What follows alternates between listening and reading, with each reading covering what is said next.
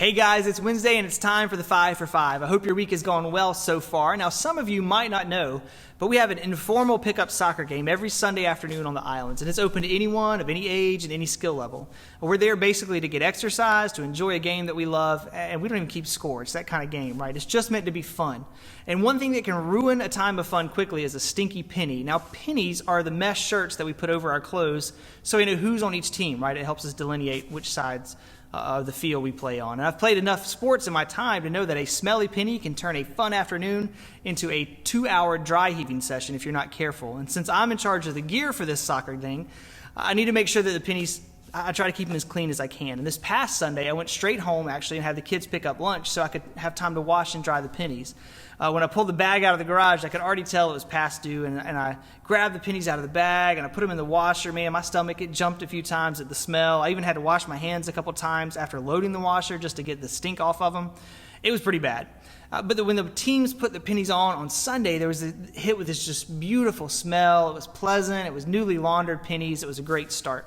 Now, the weather wasn't hot Sunday, and we had a fun game, but near the end, the sprinklers came on like they often do, and most everyone stayed away from the sprinklers, but a few people thought it would be fun to run through those sprinklers. Now, I didn't think anything else about it until Tuesday morning when I was helping Rylan pack up his soccer gear for practice and noticed there was a different stink in the garage that morning. Not the normal soccer stink that we always have because of our kids playing soccer.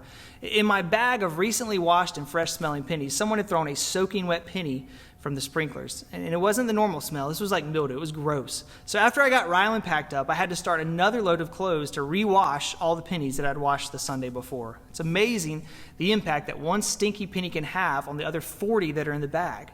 As I was starting the laundry, I thought about the spiritual connection of that moment as well, how easily one small thing can ruin the big picture.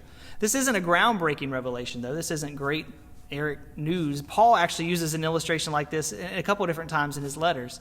1 Corinthians 5, 6, and 7 says, "Your boasting is not good. Do you not know that a little leaven leavens the whole lump? Cleanse out the old leaven, that you may be a new lump, as you really are unleavened."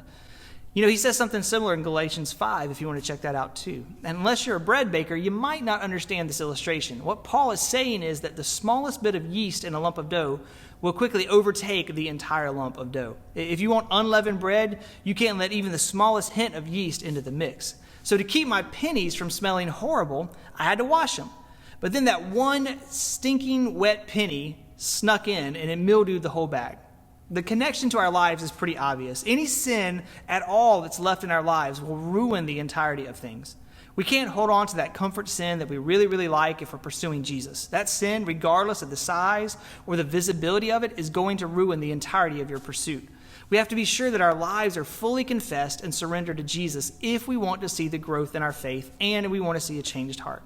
We can't keep a little bit of sin in our lives and expect it to stay confined to that one area, right? Sin just doesn't work like that. Sin is a lot like yeast. The smallest amount is going to quickly grow and overtake the entire dough. We may think that we can keep it in check, guys, but we're only fooling ourselves. So just like I had to do on Tuesday morning, we need to pull out the dirty pennies, throw them in the wash, and then make sure that there's nothing left lingering behind. We have to separate ourselves from sin with the help of the Holy Spirit to experience the kind of life that Jesus intends for us to experience. So guys, as you go through the rest of your week, be mindful of what you let into your life. When you catch that whiff, that stink of sin, guys, turn that over to God so that it doesn't ruin the rest of what he's doing in your life that week. Guys, have a great rest of your week, and we'll see you real soon.